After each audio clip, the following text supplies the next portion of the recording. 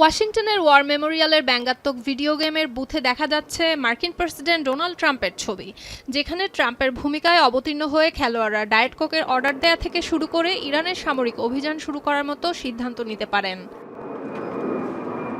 চলতি মাসে ওয়াশিংটন ডিসির ডিস্ট্রিক্ট অব কলম্বিয়া ওয়ার মেমোরিয়ালে এপিক ফিউরিয়াস নামের মুদ্রাচালিত এমন একটি ভিডিও গেম ইনস্টলেশনের বুথ স্থাপন করা হয়। বিশ্বজুড়ে চলমান যুদ্ধ আর রাজনৈতিক নেতাদের কথার ফুলঝুরি নিয়ে ব্যঙ্গ করে গেমটি তৈরি করা হয়েছে। একটি বেনামি শিল্পগোষ্ঠীর তৈরি করা গেমটি এখন অনলাইনেও পাওয়া যাচ্ছে। It's all about making connections to bigger things, right? The fact that they're doing it in a DC war memorial, the fact that it's in DC, the fact that we've just passed the timeline where Congress should be either voting.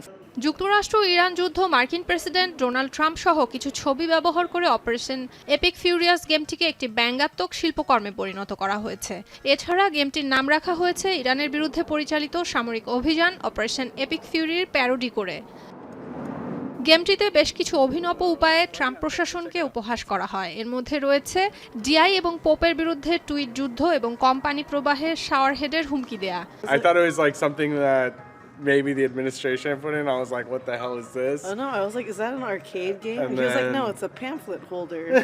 And then এদিকে গেমটি নিয়ে খেলোয়াড় ও দর্শকদের মধ্যে মিশ্র প্রতিক্রিয়া দেখা গেছে। চলমান যুদ্ধ এবং রাজনৈতিক উত্তেজনার মধ্যে একটি ঐতিহাসিক স্থাপনায় এমন একটি আয়োজনকে কেউ কেউ উস্কানিদায়ক হিসেবে দেখছেন, আবার কেউ এটির প্রশংসা করছেন। তাদের মতে সমসাময়িক রাজনৈতিক অস্থিরতা নিয়ে এভাবে গঠনমূলক উপায়ে আলোচনা করতে পারা মন্দ নয়।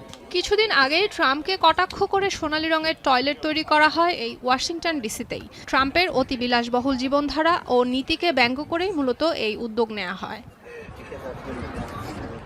সুলতানা দিনা, এখন বিশ্ব।